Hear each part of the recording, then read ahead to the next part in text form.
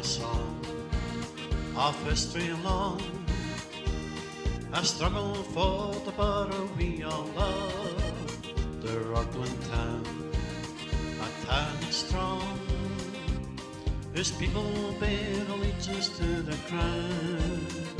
In Rutherglen we've got Orangemen, whose patriotic flame will never die. And when you hear the battle cry, it will be the Orangemen in Rutherglen.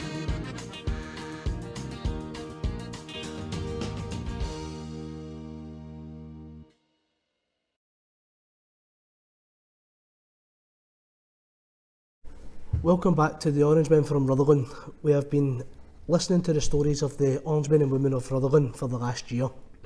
Now we're back to meetings, and we look forward to a return to parades this month with our District Church Parade on Sunday the 12th of September and our delayed demonstration day on Saturday the 18th.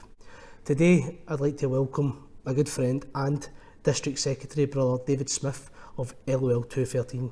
Brother Smith, thanks very much for joining us and agreeing to come and tell your stories today. You're very welcome. You've been the brains behind this operation, and it's good to get you finally seated in front of the camera. So like everyone else, we'll just get back to the start and ask, how did you start in the Orange Order? Well, I mean, throughout my whole life I've always been involved, or not involved, but I've always been around the Orange Order, particularly at the demonstration parades and the 12th of July and things. My granddad was a member of Sandy Row District 5, LL 901. Unfortunately, the lodge isn't going anymore. And I just remember we used to go over to visit maybe twice, 3 times a year, every year. And I used to love listening to him, listening to stories, listening to just him talking to me about the Orange Order. I used to ask, he used to have his collarette on the back of his door in his bedroom. I used to always ask him about what does the badges mean and what do the emblems mean and things like that. And he used to talk to me about, you know, the importance of King William, the importance of the Bible, and so from an early age, I always kind of understood the importance of like religion, and those aspects. And religion really did open up to me the most, or appeal to me the most, I should say, because I was a member of the Boys Brigade since about 4 years old, and I was a member of my Sunday school and my church and whatever else, and I really did take religion very seriously, and I still do, to be fair, and it was really good just to be involved in the Orange Order like that. And then because I think my granddad was over in Belfast, I really didn't know very many people over here who were members. And it wasn't until one of my friends seen me at a parade. It was 2001. There was a parade in Rutherglen, just a district parade going round, and one of my friends who was a member of the juniors seen me, and he decided to ask me just after if I was interested in joining. And I said yes. I was quite proud to then go and tell my granddad on the phone that Sunday that I was joining the Orange Order over here. I was joining the Junior Lodge 137 in Rutherglen, and I turned up, and my friend Darren Campbell, his name was, he came out the front door because I was too nervous to come in myself, because I knew it's a bar at the front obviously, but you come through to the main hall, and I remember he came out to get me and bring me in, and he introduced me to people. There was members like Kirsty Mackay and Kelly Robertson and Leanne Sampson, and I remember all of them at the time, and they were talking to us, and they made me feel very welcome at the start. And then I started getting to know some of the adults, Mrs Adair and Chrissy McIntyre, 2 massive influences in the Junior Lodge. But one thing that I really found quite interesting was, I didn't appreciate it at the time, but my very first meeting, it was in December, and the district used to pay for a takeaway for the junior meal, because it was the juniors were a little bit older, they didn't really appreciate parties, so they used to get them a takeaway. And the 3 members of the district that came down that night was Brother Stuart Aiken, Brother Dave McFarlane and brother Gordon Jemison. And at the time, I just knew three men. There was three men sitting there, and they sat through the meeting and they all spoke, and you're hanging on every word when they speak. Definitely. I really did. Three massive influences, and then like I say, I didn't really appreciate them until after I was in the adults and understood who they were. But it was just bizarre to see, looking back, three massive influences at my very first meeting. But yeah. You could probably pick any three better brothers to Yeah. stand with you. Just what you spoke about as a Darren and Chrissy, obviously for the juvenile, junior and juveniles. How did they influence you in your time in? Well, it's bizarre because I would say, strangely enough, when you're in the juniors, the biggest influence is who you're in with. Right. The adults can only do the best. They used to teach you at every meeting. They would open up and they'd tell you a little bit about history, but they do it in small doses because they don't want to make it, they don't want to make it too long and then you lose interest.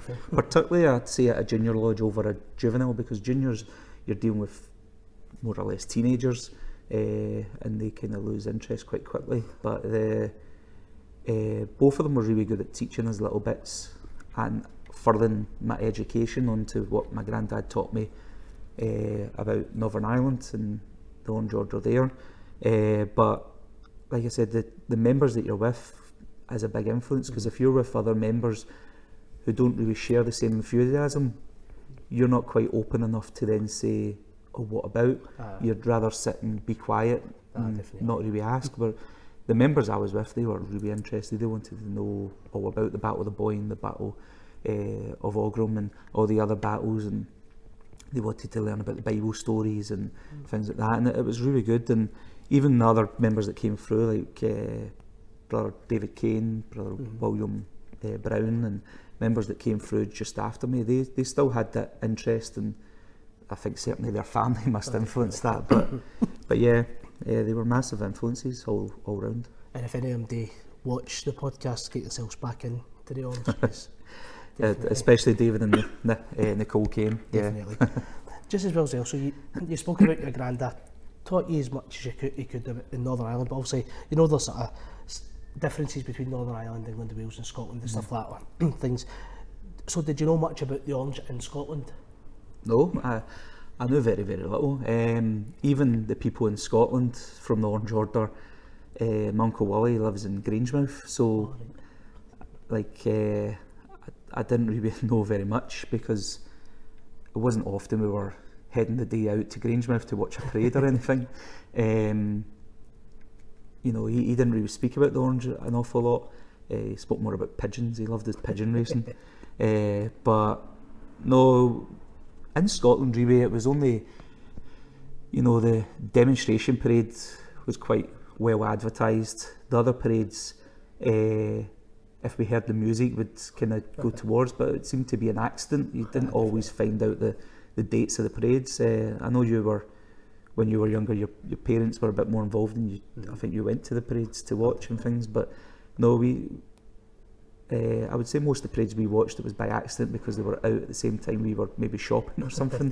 Whereas the demonstration parade was more advertised. People kind of knew when and where to stand, and we used to watch it. I used to, funnily enough, one of my friends used to always watch the parades as well, that I used to live with, and you talk about football being involved, he was a Celtic fan. He used to always watch the parades, standing next to I think it's called the Ship Bar on, just as you come out Glasgow Green, next to Glasgow Cross. I think that's called the Old Ship Bar, and he used to stand there every single parade and watch it. And I remember his face, because I never told him that I had joined, because I made the association. He was a Celtic fan, he wouldn't want to, he might reject me or things like this, and I didn't really tell him subconsciously.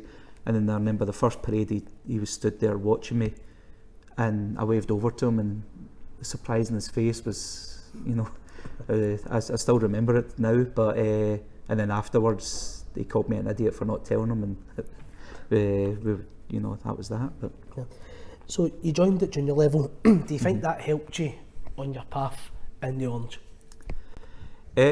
Yeah, definitely. Especially the teachings of Sister Adair and Sister McIntyre, and even Brother Jameson. He was the district superintendent, so, or at least at the start, he was the district superintendent. He used to teach us about the Bible, and I'm sure you can appreciate as a member 213, there's nobody in the Orange Order that's better at teaching you about the Bible than Brother Jameson. Definitely not. And he was very passionate. He used to speak to us as adults as opposed to speaking down to us as children, that some people might do. He spoke, and if we didn't understand what he was telling us, he was quite open to then stop, go back a little bit and explain it a little bit more, you know, a little bit better terms that children might understand. Definitely. Yeah. This is maybe sort of question. It's just something I've always wanted to ask somebody that's came fair about with the junior and juveniles all the way up to obviously the district level. Excuse me. In Northern Ireland, they count your junior and juvenile as part of your service. That may be better, but do you think that's something that Scotland should look into, or do you Definitely. like the fact that it's Definitely. I mean, my own personal service, I think that takes me 20 years, give or take a wee bit. But no, I definitely think they should. I mean, why? We only had a few months ago Sister Hannah Anderson on. From the day she was born until right now, she's been a member of this institution, and that's nearly 80 years. And the fact that only around 60 of those are really recognised, because you know, it doesn't make sense, because her contribution as a junior and a juvenile are no less than what they are as an adult. She served those lodges, she took part in parades, she went to church, she went to all the fundraising events and everything else as a junior and juvenile, and I would say there's more education in the junior and juveniles than what there is in an adult lodge. I think when you go into an adult, sometimes lodges take it for granted you're there because you know, but it's not always the case. You know, you can. I think we can always further expand that. That's slightly changing the subject there, but I think we can always introduce education into the adult lodges. But no, definitely, I think the junior and juvenile service should count. And I know it's been raised has it been a few times at county or Grand Lodge level, and it's been kind of thrown around a little bit, but there's no harm in raising that again in the future. Is it because I was just surprised, it's when we go over to Carrick and open the meeting in the 12 and they gave someone their service medal, and I remember saying to myself, he's not old enough to be that, and there's no way. And then that's where I first learned that they do. And I think, as you said, it's like yourself, you've held Worthy Master, which we're going to talk about, and secretary in the junior and juvenile section yet. So why should it not be recognised? It's just something I wondered why it's never been discussed when it does happen in Northern Ireland. It has been. But I didn't realise it. Yeah. Maybe a wee bit controversial, but I don't mean to be there. I don't think it's controversial. I just think different people have different views on it. But it has been discussed. But I'm definitely on the pro side. So is that so you can get a medal? Aye. You know. So as I said, you held secretary and worthy master in the juniors. Now obviously we're going to talk about later your district secretary now, and I think you've held it in all different levels. Do you think it's prepared you to where you are just now in the Orange? Yeah, it was quite interesting, because when I was made secretary at my first election meeting after joining the lodge, and I remember the district officials come round and they do the election. Everybody gets positions, because the juniors were quite small at the time. Everybody could fit into one position throughout the lodge. It was just down to fitting in where certain people were. And they asked me before the meeting, would you take secretary? I said, yeah, I'll take secretary, not a problem. Thinking I don't need to talk a lot, because at that point, believe it or not, I didn't really like talking in front of people. And then when I found out you had to read out letters and things, it was a massive learning curve.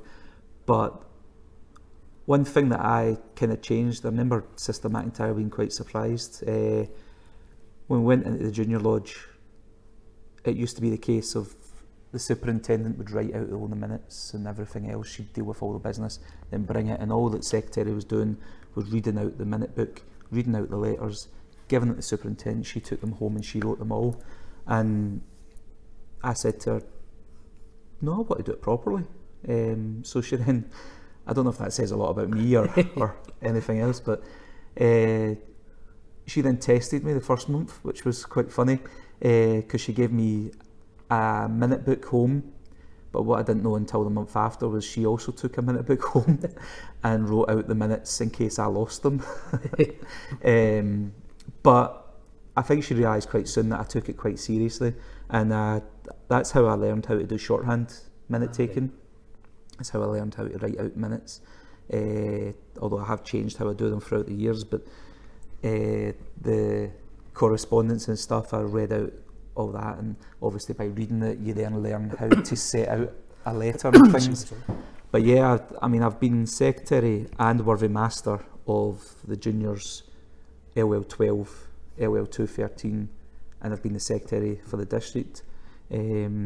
So it's definitely a position that I seem to really like, and I've certainly gained a lot more confidence because of that position at every level. Definitely. I learn more, and I've become a more confident person. So yeah. Just on that as well, so we'll talk about junior and juvenile level as well. Now you were in it for a young member as well and things, and I know we sort of slight differences in this there, but how do you feel like members of all kids and them being in the junior and juveniles? Because obviously all the meetings have started back up, so my daughter will be going in, hopefully, as long as she likes it and stuff. But I know we've got a wee bit of difference of views where I feel like if you're in the Orange, why not have your kids in it?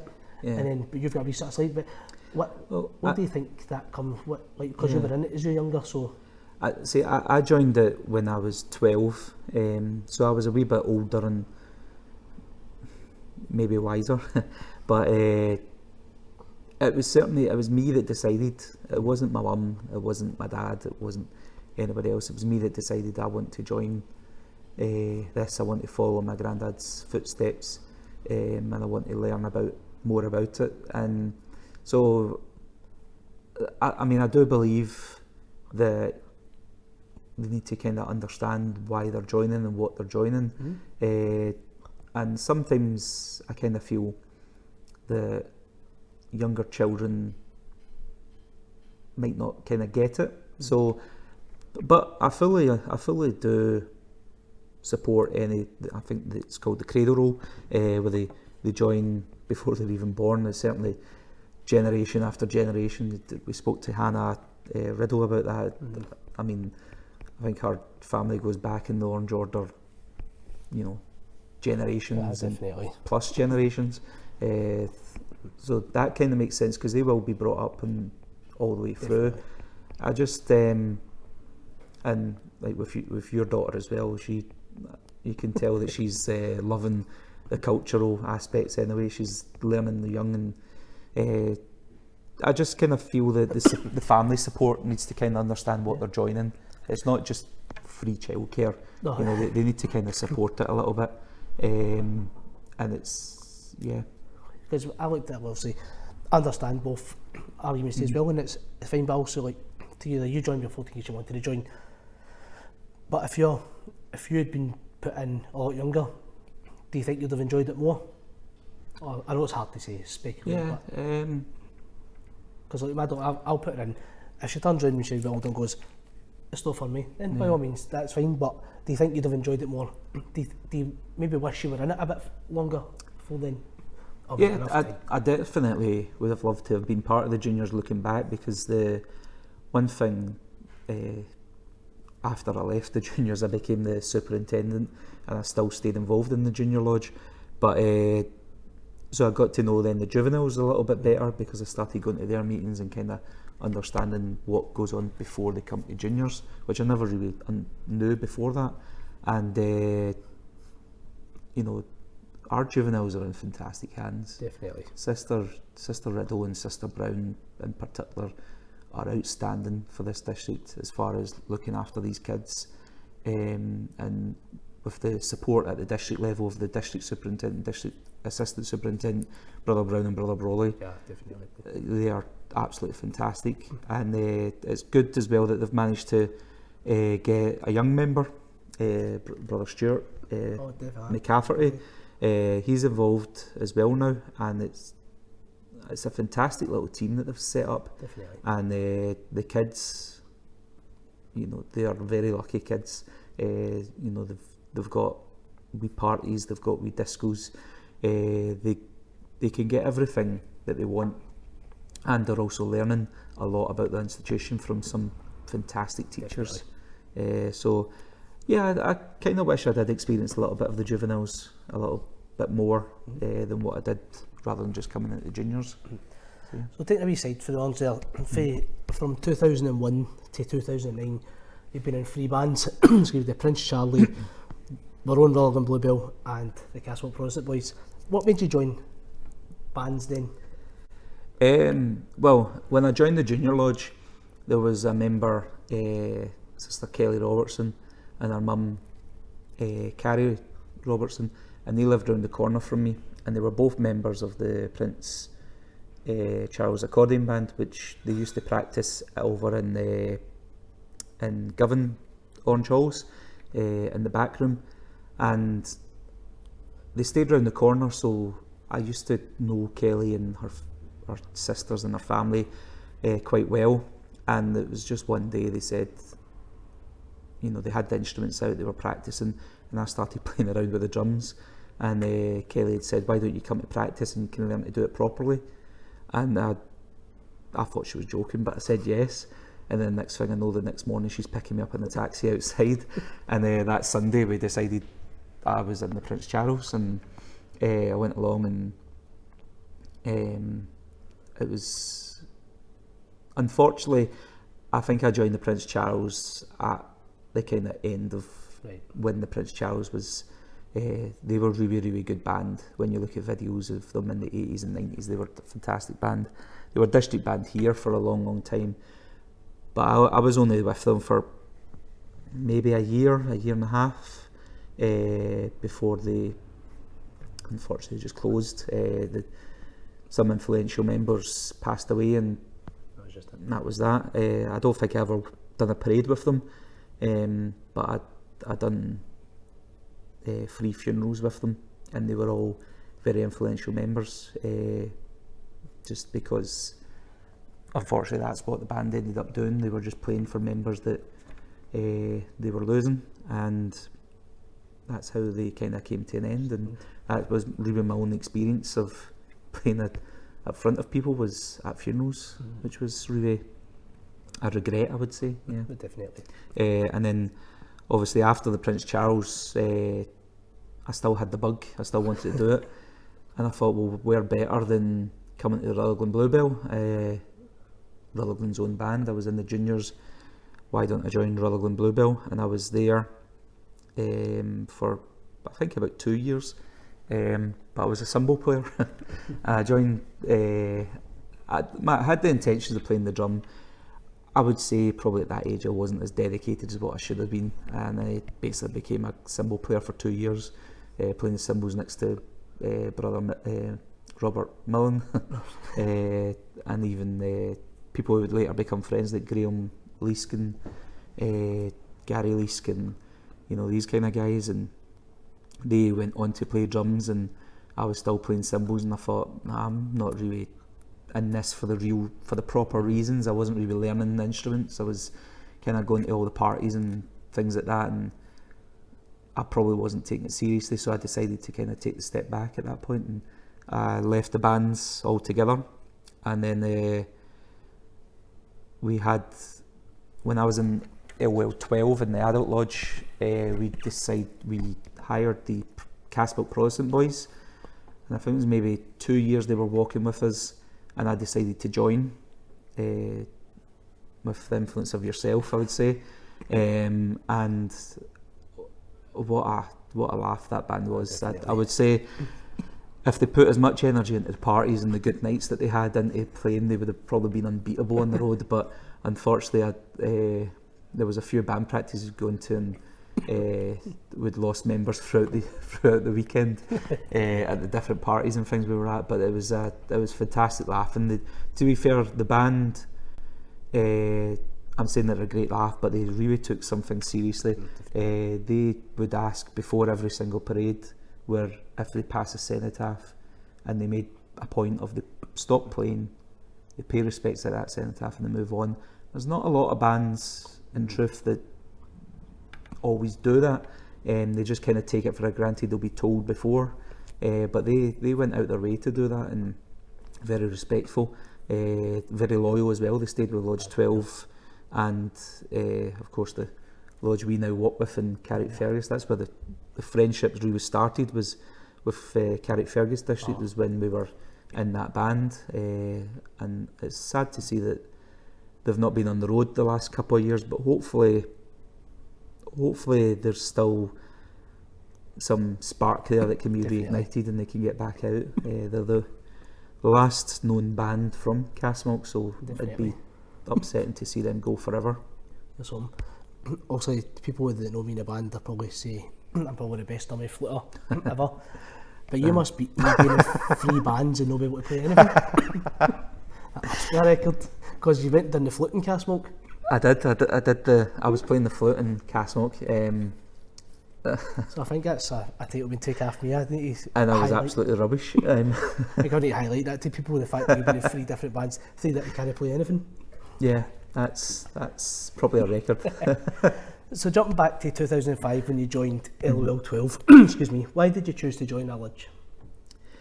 It was strange because my entire time in the juniors, I would say I was being pushed towards 255 awful lot. My mum had friends who were members of 255, brother Gary Alexander. My uncle used to always come from Grangemouth to walk in the Glasgow demonstrations by walking with 255. I knew a lot of the guys from the Pride of Grange and the Grangemouth district. They would walk with 255, and they would always tell me that when I was of age I would go to 255, and I thought, all right, okay, that's fine, that's planned for me. And then my stepdad was a member of Lodge 12, and through obviously him being a member of 12, I then met people, going back to my first meeting, met brother David McFarlane and actually got to know him. Sister McFarlane as well, who would start to tell me, oh, you should go and join Davy's Lodge in 12. And I think last month Brother Bell was talking about the competition in the district, and it's a healthy competition. It's not nasty. People they're not saying, oh, don't join them, do this, but it is healthy where they want to look out for their lodge the best.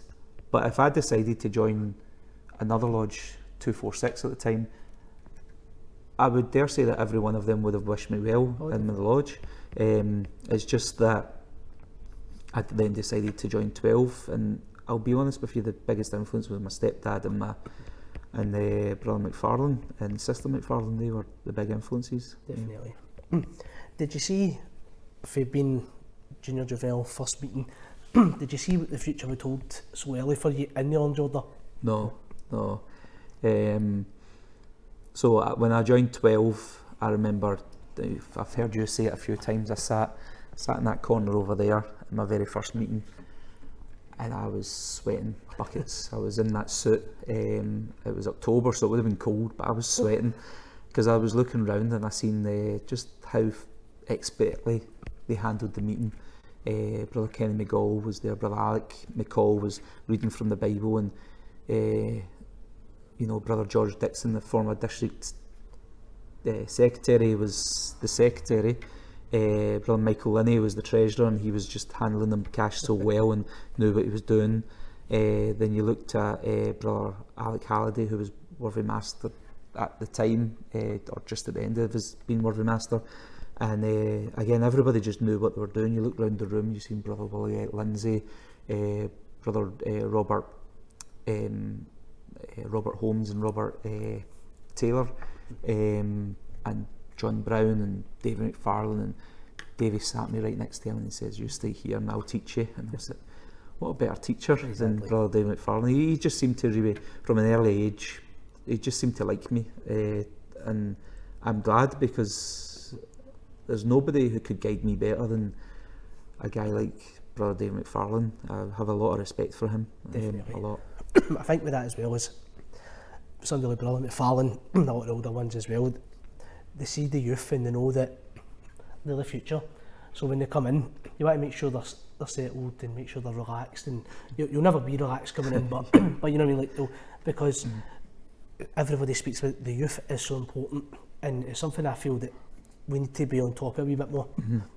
But I know there's been stuff that's happened, because just going to speak a wee bit briefly about stuff that you did, because although your district and Rutherglen you love, but you've also done stuff for the county on like recruitment, the Orange Fest, also the social media aspects. You've helped the hierarchy as well, in a sense. So it's like you've done a lot of work for the Orange at such a young age. It's quite strange, because at the time, when you're doing it all, you don't kind of think that you're doing very much. You kind of feel that you're just a cog in the wheel, that you're not really doing very much for anybody. And then it was when, for the last few months, you've been putting a bit of pressure on me to do this and sit at this side of the camera rather than that side. And I was sitting jotting down dates, because that's what this paper is, because I'm terrible at remembering dates. Words, I'm great, but not numbers. And I was writing it all down and I'm thinking, I've done quite a lot. I haven't realised how many kind of things I've actually been doing. County and Grand Lodge, I keep on telling them I'm happy to help out any time that they want me to, if I think I can help. But they have obviously every member in Glasgow or every member in Scotland to kind of help them. So they're more likely to choose people who are, suited to a particular skill, as opposed to just any old Tom, Dick or Harry that chooses to help out. But no, I'm happy to help out anybody if it benefits the Orange Order at any level. I think that's you just being a bit modest. To be fair, like the stuff, like we, excuse me, just this like kind of podcast which we'll speak about a wee bit later on. As I said, you are the brains behind all this, and that is, and the reason I wanted you as well to reiterate what I said last week, to show people I'm the looks. That's what it is, because I don't really bring much else to the table. But no, with you as the looks and me as the brains, this must be failed operation then. But we're just going to take a wee break just now and look for some adverts from the 20 Social Club, and when we come back we'll continue the stories of David during his time in the Orange. Rutherglen, we've got Orangemen, whose patriotic flame will never die.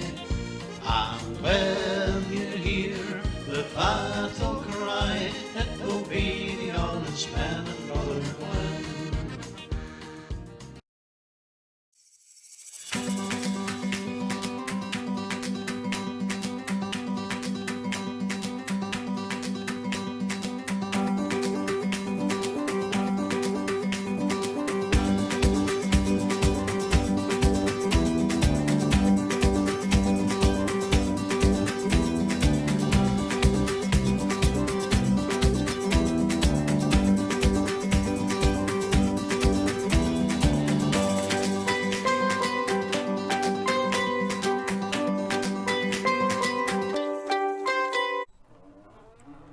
Hello, welcome to the 20 Social Club.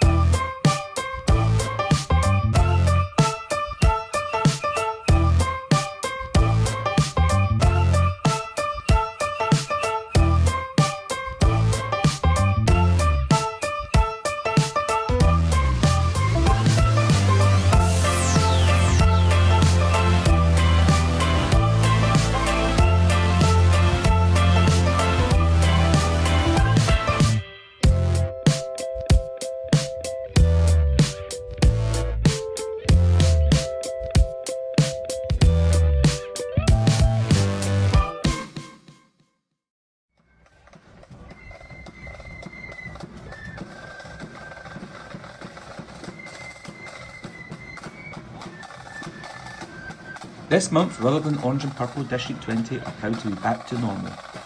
Now that restrictions have eased and our meetings have resumed, we now feel it's safe to return to parading in our royal borough after a 2-year absence. On Sunday the 12th of September at 5:30pm, our district church parade will leave Rutherglen Orange Hall and make way to our friends at Rutherglen West and Wortley Hall Parish Church for our district divine service, which will begin at 6:30pm. All will be made welcome to watch the parade from the pavements and attend the service. However, we ask that you follow the guidance of Police Scotland and the parade marshals, as well as follow all COVID guidance still in place.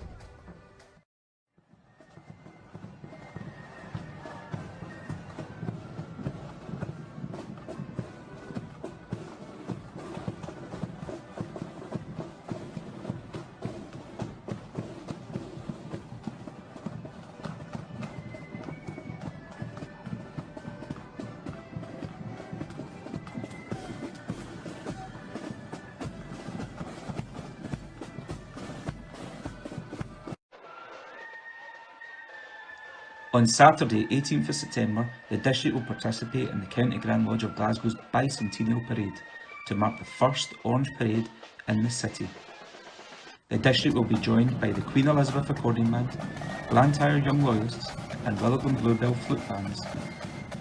We encourage you all to join us on our celebrations and festivities, but to follow the instructions of all parade marshals and Police Scotland, as well as following all COVID guidance on the day.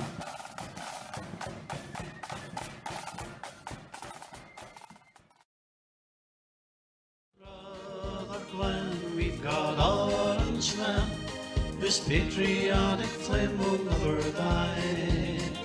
And when you hear the battle cry, it will be the Orangemen in Rutherglen. Welcome back to the Orangemen from Rutherglen. We'd like to thank Rutherglen Orange and Purple District 20 and the 20 Social Club again for allowing us the use of the halls for filming. I'm back with Brother Smith as we continue his journey through his time in the Orange. So, despite moving to the adult lodge, you still said recently that you took an active role in the juveniles and the juniors. Why did you decide to keep on that role? I just wanted to give back, to be fair. I was lucky to have some, like I said, some great members round about me. In the great adult members and the juniors round about me, like Brother Jameson and there's Sister Riddle and Sister McIntyre, etc. Sister Adair, and with all those members, one thing that was always said, and you could hear it, it was always going around, there needs to be younger members helping the kids, and while I can agree with the idea of that, those members were really doing a great job, and I felt it was quite disrespectful to them. So I did volunteer to help out if they wanted me, and it just so happened that one of the members who was helping, Sister Janice Campbell, she was the assistant superintendent for the juniors. She left the lodge, and they said, yeah, could you do Janice's job? And I says, yeah, I'll do that, no problem. And I started helping out as an assistant, and then when Sister McIntyre left, I was then moved up to superintendent, and I stayed there until, unfortunately, the junior lodge closed. It's probably probably the worst point, of my time in the Orange, of actually having to hand the warrant over and literally call it time. But I think we'd done everything we could. Toward the very end, we tried a lot of extreme things to bring new members in, because we just were struggling to retain them. And I think yourself and Sister Lorraine Wright, they also helped in the last year or 2 years, and it was just what we had to do. We all mucked in to help the juniors along, and it just wasn't enough at the end. But yeah. Just hoping that it's not the end, and there might be at some point, maybe in the future, we can retain the warrant again, is it? I'd be delighted if it could. Definitely. As you progressed, you took on positions as secretary and worthy master in 12. How did you feel taking those positions? So I came down, I joined in the October, I joined Lodge 12 in the October 2005, and the following year in the September was the first elections, and in the August, Brother George Dixon made a comment and says, "Oh, next month this will be you taking this case home," and I laughed, thinking, no. And then the following month, Brother George Dixon, then during the elections, it came up to the name secretary, and Brother George Dixon says, "Brother David Smith," and he sat next to me, and I looked at him and I said, "What?" And then I heard from the other side of the room was Brother Willie Lindsay going, "I'll second that," and I was like, "Wait a minute, what?" And then the hammer went down and it was too late, and I thought, what's just happened there? So George did give me warning, I just didn't believe his warning. But in credit, he absolutely fantastic brother, great member, and he said to me at the end, he says, "This is the case, this is where I keep this is the minute book, this is the whatever," and he told me how to do things that night, and he said, "Need help for anything, come round and I'll help you." I did. I went to his house a couple of times, he came to my house a couple of times, and he showed me the ropes a little bit. But as well, another member who you wouldn't think would be helping, Sister Betty McFarlane. Right. She's a member of my church, and it was one Sunday after I was elected, after church, she came over to me and she says, "Davey told me you're the secretary," and I says, "Oh, yeah, I am." And she said, "Come on round to my house and I'll show you what I've got." And I was like, okay. So then I went round to Betty's house. She just lived around the corner for the church, and she pulled out her minute book and she says, "This is how you set out a minute." And she showed me how to do minutes. So I had a sister, Betty McFarlane, who'd been secretary of her lodge for 30 odd years, I think. And then a past district secretary, Brother George Dixon, both teaching me at the same time. You know, you can't really go wrong. They did fantastic.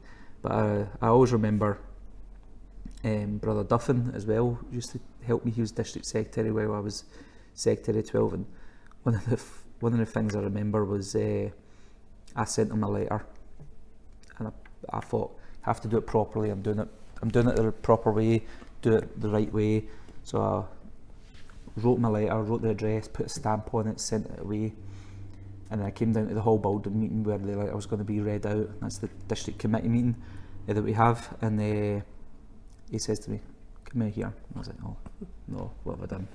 Did I forget to do something or whatever?" And he took me over to the side and he said, "Stop wasting money in stamps, just give me the letter." And I thought, "All right, okay." So I was wasting money in stamps. And then he said to me, another thing, that the letter was to apply for a remembrance parade. And he said, "Where are you leaving from?" And I says, "The 20 Club." "No, you're not. You're leaving for Rutherglen Orange Halls. When you're leaving a parade, it's Rutherglen Orange Halls." I was like, okay. So from that moment on, I've always wrote in my official letters, Rutherglen Orange Halls. It doesn't go down as, and you might even see on Facebook when I'm doing, I normally write Rutherglen Orange Halls, then in brackets 20 Social Club, because I still think Brian will give me into trouble for writing 20 Club when it's the Orange Halls that we're leaving from. But yeah, it was really daunting taking on positions, and then the Worthy Master position was another one. I just kind of got thrown in. I was expecting to be secretary again, then just my name got proposed and seconded. Someone else's got proposed and seconded. We went, they were counting votes, and I'm thinking, what am I doing? Why am I doing this? It wasn't even a substitute deputy. I wasn't learning as you go like those positions intend. It was literally thrown in at the deep end, and I thought, what am I doing here? I was only 19 at the time, and yeah, the reason why I didn't decline it, I would say, is the people who proposed me. I had too much respect to then tell them no. But I think as the years gone by, I've learnt the word no a little bit better than. But yeah.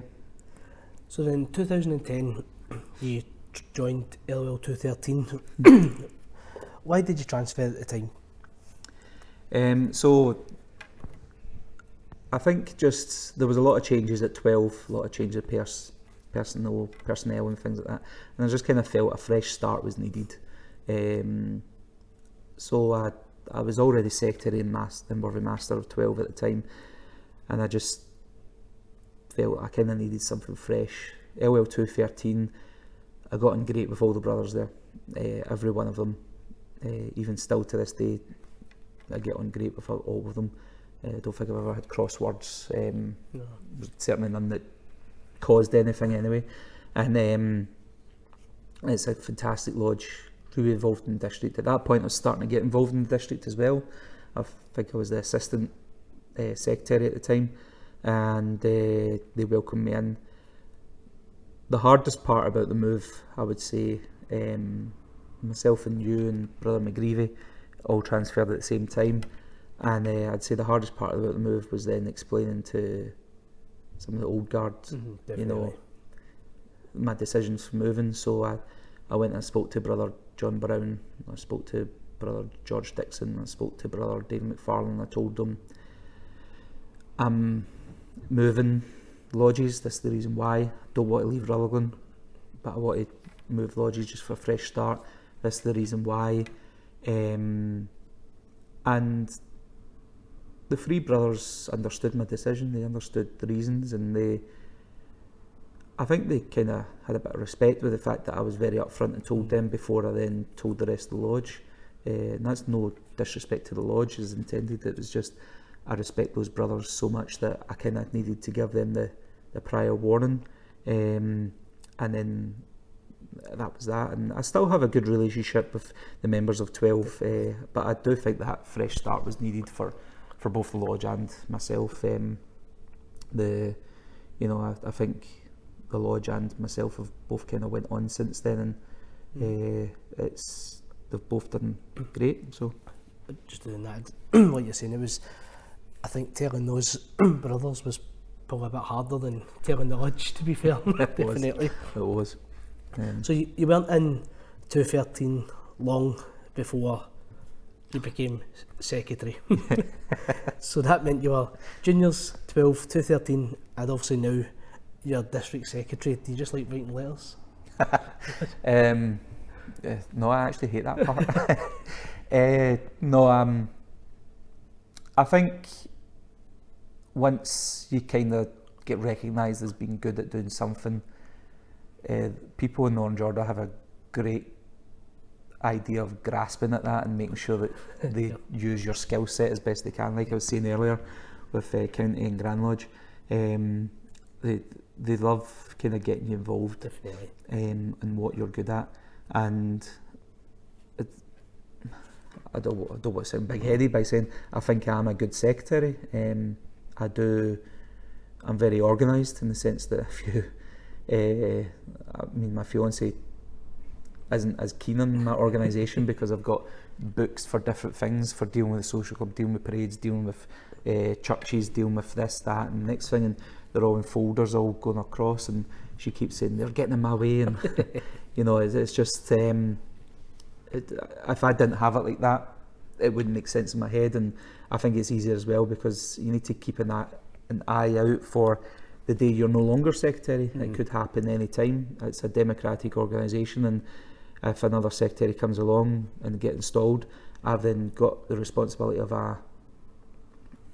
helping them and giving a handover.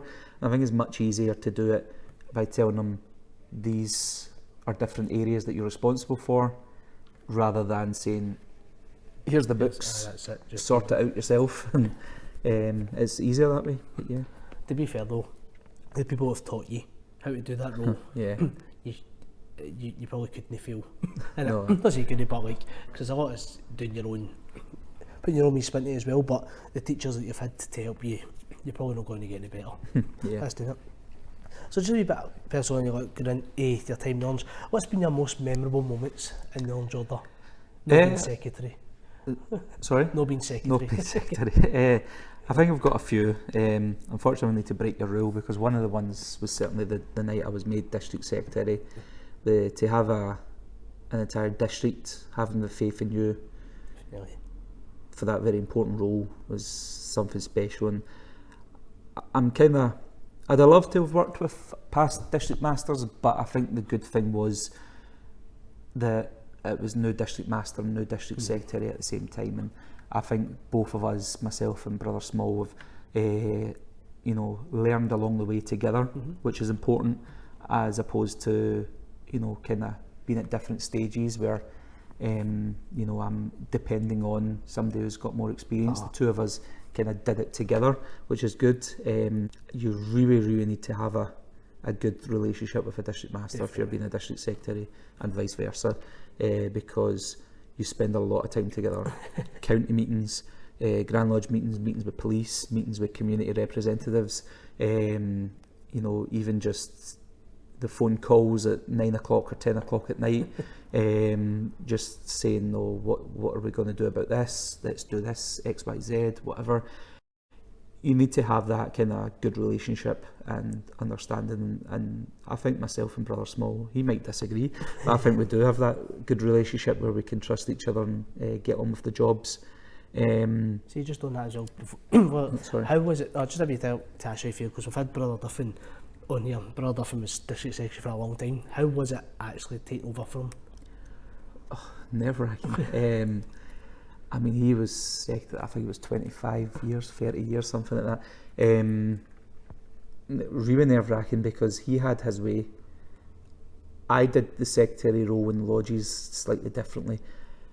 I think Brother Duffy said it in his interview where he felt it was time to go because more things were happening in computers. So everything he was doing was absolutely fantastic. But as I started to take over the role, I had to do the same things, but do them on computers. So, like parade applications, you can't do that by writing anymore, you've got to do them on the computers. So, I mean, I've had to save all kind of things on my laptop and things like that, and everything's backed up in case you know what technology is like. So I had to really get tech savvy and understand how to do it. It becomes quicker to do these things that you always do, but I think that was the importance, was that I wasn't trying to be Brother Duffin. No, I was trying to put my own spin. I think if I tried to just be Brother Duffin, it would have never worked. He was too good at what he did that you needed to change it. But yeah, but going on, you're talking about best memories as well. There's another two that I would say. One of them was my first year as Worthy Master of LL12, when I was working with the juniors, and the juniors hung flags the entire route of the parade from my house down to the Orange Halls, and it was fantastic just walking down and knowing that the kids that I was teaching had that kind of respect for me, that they wanted to do something special, which it was fantastic because it was Union flags and saltires and Ulster flags all the way down, and it looked fantastic, and I was very appreciative of them for doing that. And sticking with the juniors, the trip that we took to Northern Ireland, just as the juniors were beginning, when we knew there wasn't going to be long left, we had a lot of money in the bank, and we decided the best thing for that, we'd rather have that money spent than put it in funds or whatever. So we used that money to take all the kids that were left on a trip to Northern Ireland, and we took them to Carrickfergus Castle, which is where William III first docked in Northern Ireland. You can see the plaque is on the harbour, and there's a statue of him facing the harbour to commemorate that. We took them all the way up to Londonderry. We walked the walls.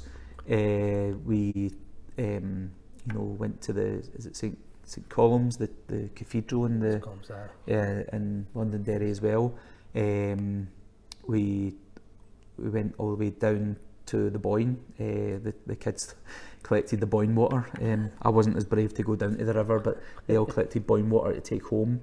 And we'd done a museum tour of the Boyne Heritage Centre, And one of the best things I would say is to have a lodge meeting in Dan Winter's cottage. The very room where the Orange Order was started, and we were given permission by Grand Lodge of Scotland, Grand Lodge of Ireland. We got all the permission and everything, and to have that meeting recorded in that minute book that we held that meeting in Dan Winter's cottage was special.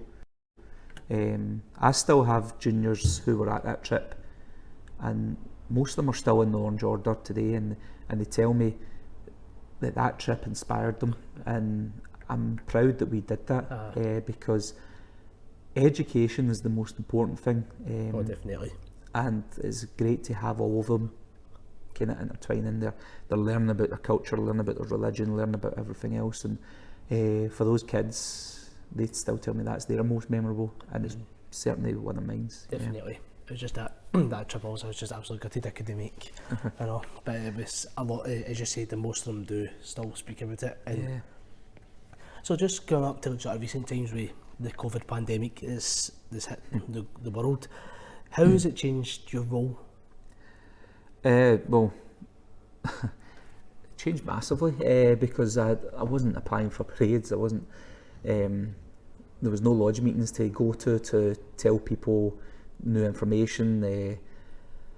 I was then relying on letters and emails to get information out. I would say, I mean, the pandemic was or is a disaster for the world. However, I like to look at positives as well, and there has been positives came from it. The Orange Order in general, and our district or no exemption, have looked and thought, let's use the internet, use social media to put things out there. And it started off where we thought the pandemic was going to be about a month, the parades would go ahead and everything would be fine. When it became clear that we weren't getting parades, myself and the district master, Brother Small, spoke quite in depth. We thought about all the pros, all the cons, and we decided to have a district divine service online. We put it out there that this is going out to everybody because it's important that it's the only parade fully organised by the district, and we wanted to continue with it, and we did it, and there was, I don't know how many thousands of views. Well, Wally seems to know more, but he keeps an eye on it, but I think it's plus of 10,000 going ahead. And Brother Small was buzzing, to say the least. The next morning they phoned me and he says, that was great, I loved it, it looked fantastic. The district master was involved, past district master was involved, the chaplain was got involved as well. We got the Western Wardley Hall involved, we got it all done properly, and then we got some hymns put in, and it was really, really good. Even Western Wardley Hall complimented us on it, because they were delighted to just be continuing that friendship with our district. And then the next morning they phoned me, says, absolutely happy, how about something for the big walk? And I thought, how am I going to do that? Like, we ran through so many stupid ideas and so many good ideas. At one point we wanted everybody walking on a treadmill, which was just bizarre that we even came up with that suggestion, to be fair. And we came up with the pictures, going around every lodge, doing that, showing old videos. We got videos from all over the place. I think the 1984, 1991, and then some more recent ones as well, of us going to the park, coming home from the park, different aspects. And then we were very keen to make it fit in with the county, so we found out the county's times, and then we said, well, we walk to the county parade, so we'll do the first one before the counties, so it made sense. Then there's a break in the middle, and then we done our last one just after the counties, so that they all fell in as if the day was normal. Of course, we're all sitting at home watching it, but that's fine. And then I think we were in a bubble, myself, my family and your family, and we decided to watch it together, which was good, and it was enjoyable. And then that was the day when we really kind of decided, let's take this further and let's start getting social media savvy, and we took it from there. So yeah. What I loved the fact we the demonstration sort of online that we done was the amount of older members that said that's the first I've took part in a parade in years. Yeah.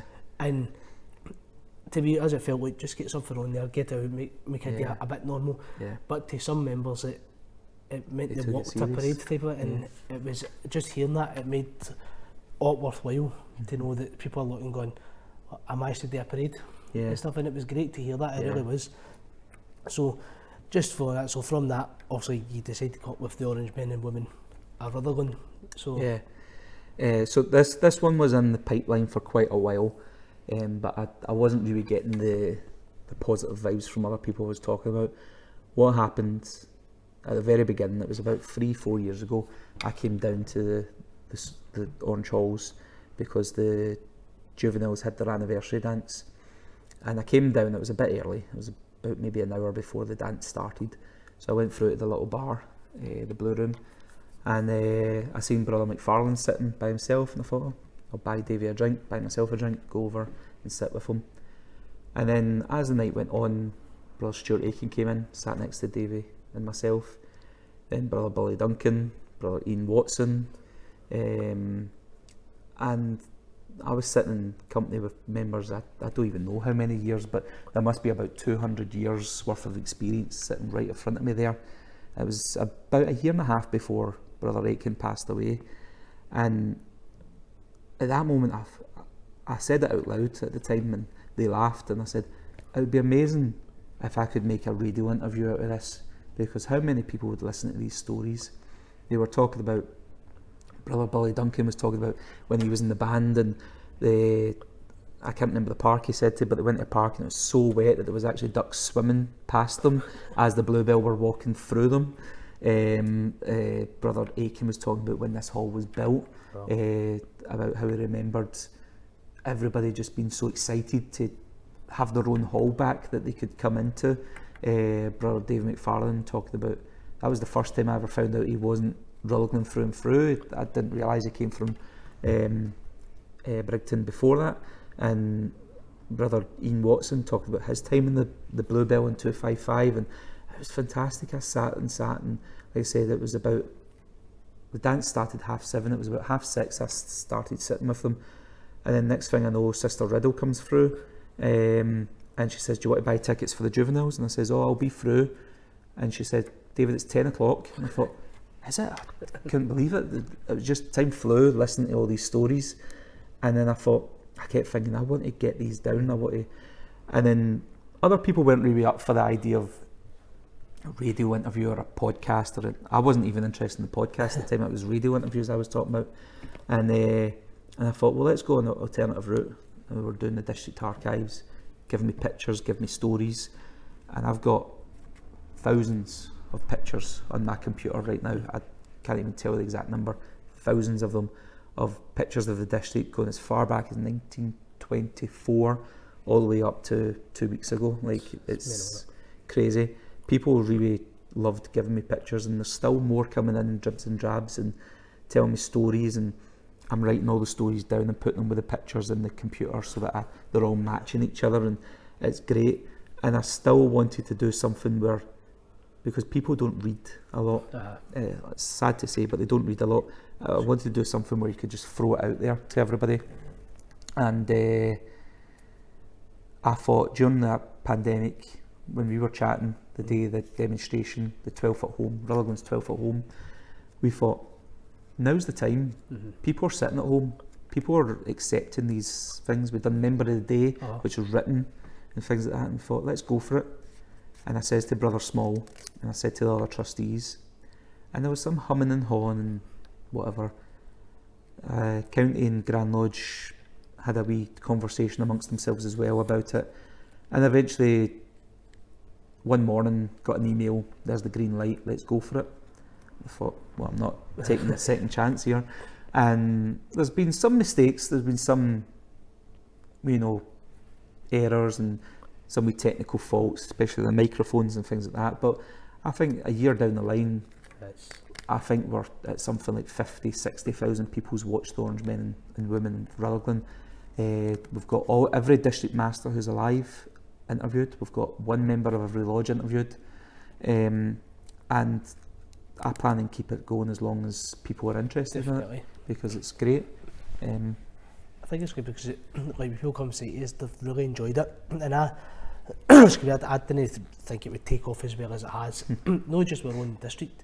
You've got people America, Canada, Australia, Ghana watching it, and it's good that just during probably one of the worst times that anybody's ever lived in, to actually just maybe give a wee bit back to make people, because people are looking forward to it once a month, and to just something to look forward to, and as you say, the stories of the people that if we don't, then list will be lost. And you don't want that. It's definitely not. But take my hat off to you, because you've done a lot. Like, you might not get a lot of credit for. People might not understand how much work you do or have done to get it what it is, and I think the district are really happy with it as well and stuff like that. And it's a good thing because you've done really well, Smith. And I'd like to thank you for coming and taking this opportunity to obviously share your stories, your memories, your time in the Orange. And I know you're probably a bit nervous, but you definitely did well, and we thank you very much for coming. We really do. Well, thank you. It's good to get out. Just like to thank everybody again for watching. Remember, give us a like on Facebook, follow on Twitter, subscribe on YouTube, and come up to see the latest context for the district. And I hope that you keep yourself safe and life is getting a bit back to normal. Thanks very much.